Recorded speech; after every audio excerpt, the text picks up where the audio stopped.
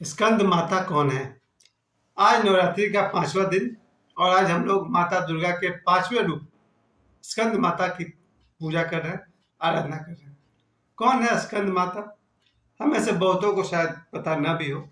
स्कंद माता कार्तिकेय जी की माता जी हैं। जी हाँ, ये 5वां दिन जो हम लोग जिनका आराधना करते हैं वो स्कंद माता कार्तिकेय जी की माता है। कार्तिकेय जी का एक नाम स्कंद भी है, इसलिए माता पार्वती को स्कंद माता कहा जाता है। और आज के दिन आराधना करने से हमें ये समझ में आती है कि पूरी सृष्टि मानव जाति के लिए पार्वती माँ के समान है और पार्वती जी के लिए हम सब बच्चे के समान है। सिर्फ कार्तिकेय ही उनके पुत्र नहीं है, हम सब भी उनके ही पुत्र हैं। इसके साथ साथ आज शहीद दिवस भी है, जो मैं आप सभी को शहीद दिवस के दिनों पर, शहीद दिवस के इस अवसर पर 23 मार्च को भगत सिंह जी, राजगुरु जी और सुखदेव जी को अपनी श्रद्धांजलि अर्पण करते हैं, अपना सिर झुकाते हैं, कोटि कोटि नमन करते हैं और गर्व करते हैं इस बात पर कि हमारे देश में ऐसे वीर पुत्र भी हुए। और इसी शहीद दिवस पर हमने आज देख लिया धुरंधर 2। धुरंधर 2 फिल्म देखकर मुझे लगा कि देशभक्त हमेशा हैं और हमेशा रहेंगे। मैंने जीवन में शायद 1000 से ज़्यादा फिल्म देखी है। जब तक मैं मैट्रिक में था मैं 700 से अधिक फिल्म देख चुका था। मैंने अपने जीवन काल में 1000 से अधिक फिल्म देखा है। उनमें से मुझे द बेस्ट, द टॉप यही लगा धुरंधर 2। इस फिल्म को देखकर मुझे ये लगा कि पहली बात कि शहीद दिवस यानी कि देश प्रेम। भगत सिंह जी चाहते तो अपने लिए जी सकते थे, उनकी शादी होने वाली थी और मेरा भी एक सौभाग्य देखिए कि मैंने जीवन में सिर्फ एक ही फिल्म में काम किया। मैंने 8 साल 10 साल मुंबई बॉलीवुड में दिया, बहुत सारे सिंगर से मैंने रोल किए। फिल्म मुझे एक ही मिली, शहीद।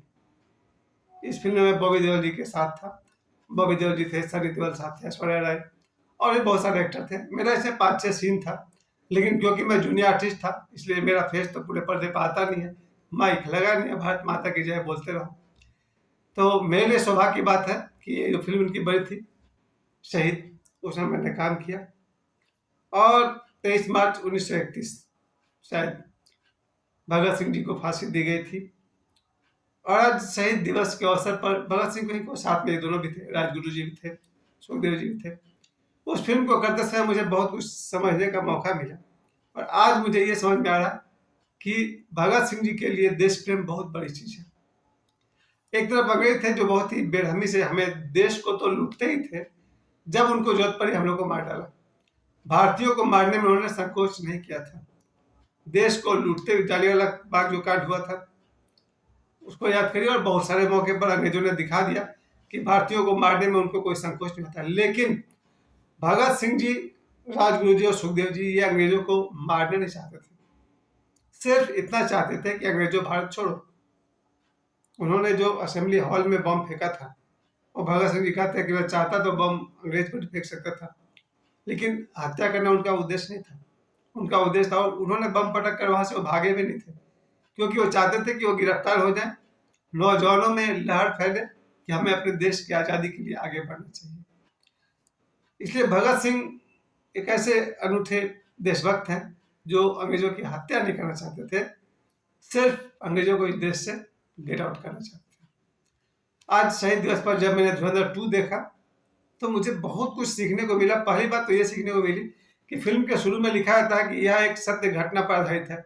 ऐसा कुछ तो मुझे नहीं दिख रहा था, शायद मुझसे कोई मिस्टेक हो।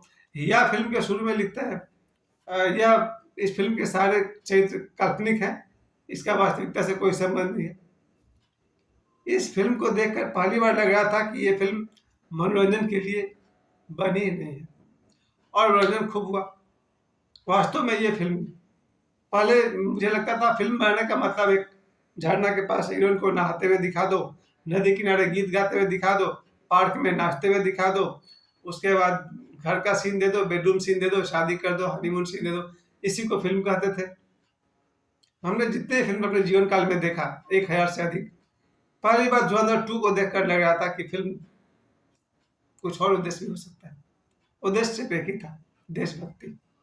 जब भी आप धुरंधर फिल्म को देखें, एक हिंदुस्तानी बनकर देखें, एक भारतीय बनकर देखें, फिर देखिए मजा ये फिल्म क्या कहना चाहता है। जो इसके डायरेक्टर हैं आदित्य धर। बहुत मैं गर्व से कहता हूँ कि मैंने बहुत सारे डायरेक्टर को देखा है, उनके साथ काम भी किया है। आदित्य धर को देखकर लगा दम है बच्चे में, बहुत बहुत दम है। जितने भी डायरेक्टर को मैं जीवन में मान सम्मान देता रहा हूँ, मेरे लिए आदित्य धर नंबर 1 पर चला गया। मेरे लिए, मैं ये नहीं कह रहा हूँ कि वो नंबर 1 है, मैं ये कह रहा हूँ कि मेरे लिए है। इसके अलावा राइटिंग, मुझे कई बार लोग लेखक बनने को कहते थे। मुझे लगता है कि धुरंधर 2 लिखने में जितना दिमाग की जरूरत है, उसका 5% दिमाग मेरे पास नहीं है। क्या राइटिंग है! डायलॉग तो चलो ठीक है, कोई भी लिख लेगा, लेकिन स्क्रीन प्ले लिखना इसका बहुत मुश्किल पड़ा होगा, स्टोरी लिखना ये बहुत मुश्किल है। धुरंधर 2 में जिस तरह से लिखा गया, जो डिटेल्स दिया जा रहा है, मेरे जैसा आदमी इस फिल्म को कभी नहीं लिख पाएगा। इस फिल्म को लिखने के लिए भी बहुत बहुत टैलेंटेड राइटर की जरूरत है। डायरेक्टर को आपने देख ही लिया, मेरे लिए द नंबर 1 राइटर संभवतः वही है, आदित्य है। उसके बाद प्रोड्यूसर, प्रोड्यूसर वो होता है जो फिल्म को बनाने की हिम्मत करता है। जरा सोचिए, कोई आदमी अगर धुरंधर 2 जैसी फिल्म बनाने की हिम्मत रखता हो, उस प्रोड्यूसर को भी बहुत बहुत प्रणाम करना होगा। इसके बाद ऑन स्क्रीन रणवीर सिंह ने जो काम किया, वैसा काम, उससे अच्छा काम कोई भी कर लेगा। अजय देवगन भी कर लेंगे, अक्षय कुमार भी कर लेंगे, संजय दत्त भी कर लेंगे। लेकिन किस्मत अच्छी है कि रणवीर सिंह को ये फिल्म मिली और उसने बहुत कमाल, अगला 2-4 साल के तो अब सुपरस्टार वही रहेगा। रणवीर सिंह को देखकर मुझे लगता है कि जो रणवीर सिंह ने किया, कोई भी बड़ा एक्टर कर लेगा, सलमान भी कर लेंगे, शाहरुख भी कर लेंगे, लेकिन रणवीर सिंह ने बहुत अच्छा किया। और हम लोग को लग रहा है जैसे कि ये लड़का अब 2-4 साल तक तो सुपरस्टार जरूर बना रहेगा। वंडरफुल वर्क, कमाल का काम किया है रणवीर सिंह ने। हीरोइन के लिए तो इसमें ज्यादा फुटेज दिख ही नहीं रहा था। संजय दत्त साहब बड़े आदमी हैं, यहाँ भी बड़े आदमी दिख रहे थे। तो राइटिंग के हिसाब से बहुत ही शानदार फिल्म है धुरंधर 2। डायरेक्शन ठीक है, वैसे डायरेक्टर बहुत सारे हैं, कर लेंगे, फिर भी आदित्य धर द बेस्ट। इस फिल्म को मुझे लगता है कि हर आदमी को, खासकर हर हिंदुस्तानी को या पूरे दुनिया के किसी भी देश के आदमी को धुरंधर 2 देखना चाहिए। और धुरंधर 2 को समझने के धुरंधर जो पहले बना था वो देखना चाहिए, यानी पार्ट 1।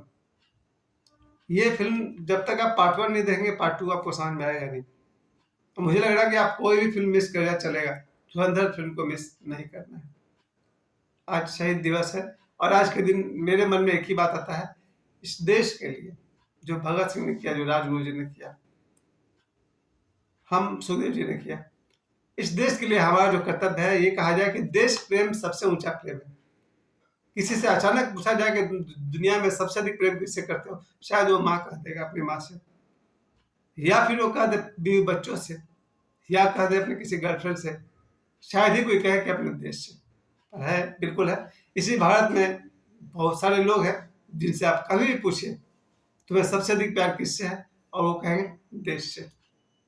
देश प्रेम सबसे ऊंचा प्रेम है। देश प्रेम सर्वोच्च प्रेम है, सबसे ऊंचा प्रेम है, क्योंकि देश प्रेम में स्वार्थ नहीं होता। बाकी सभी प्रेम में स्वार्थ होता है, हो सकता है। माता पुत्र के प्रेम में स्वार्थ हो सकता है, पिता पुत्र के प्रेम में स्वार्थ हो सकता है, भाई बहन के प्रेम में स्वार्थ हो सकता है, पति पत्नी के प्रेम में स्वार्थ हो सकता है ना, बाप बेटी, बाप बेटा, हर रिश्तेदारी में कहीं भी किसी संबंध में स्वार्थ हो सकता है। सिर्फ देश प्रेम ही एक ऐसा प्रेम है जिसमें स्वार्थ नहीं होता। देश प्रेम सबसे ऊंचा प्रेम है, इसमें स्वार्थ क्यों होता है? इसमें हम सब जो भी अपने देश के लिए करते हैं, बदले में हमें कुछ मिलेगा इसलिए नहीं करते, बल्कि इसलिए कहते हैं ना, मातृभूमि, जो हमारा जो जन्मभूमि होता है, मातृभूमि जो होता है, स्वर्ग से भी महान होता है।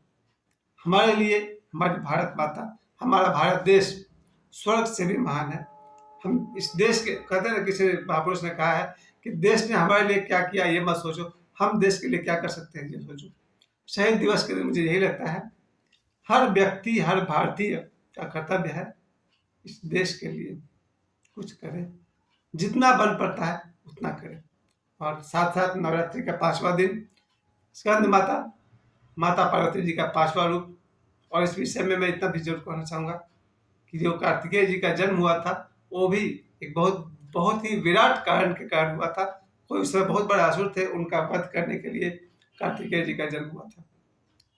इस नवरात्रि के 5वें दिन और कल से बहुत अच्छी बात, आज एक और बात है, अभी अभी मुझे 5 मिनट के बाद कहीं जाना है प्रसाद खाने भी, क्योंकि जो चैती छठ होता है आज उसका खरना है, इसको लोहंडा भी कहते हैं लोग। तो छठ का आज खरना है, अभी अभी हम लोग को प्रसाद खाने जाना है। कल ये चैती छठ का पहला अर्घ होगा, ये जहाँ मेरा प्लॉट है ना, प्रज्ञाबाद छठ तालाब हम लिखते हैं। कल वहाँ पर प्रज्ञाबाद काली मंदिर के सामने जो छठ तालाब है वहाँ पर छठ पर्व मनाया जाएगा। मैं तो 4 बजे से ही वहाँ उपस्थित रहूँगा, प्लॉट का ड्यूटी भी होते रहेगा और यहाँ छठ भी देखता रहूँगा। और परसों फिर छठ का सुबह वाला अर्घ होगा, उस पर कल हम लोग बात करेंगे। शहीद दिवस पर मेरे तरफ से एक बार फिर से भगत सिंह जी को, सुखदेव जी को और राजगुरु जी को बहुत बहुत प्रणाम। जय हिंद, जय भारत।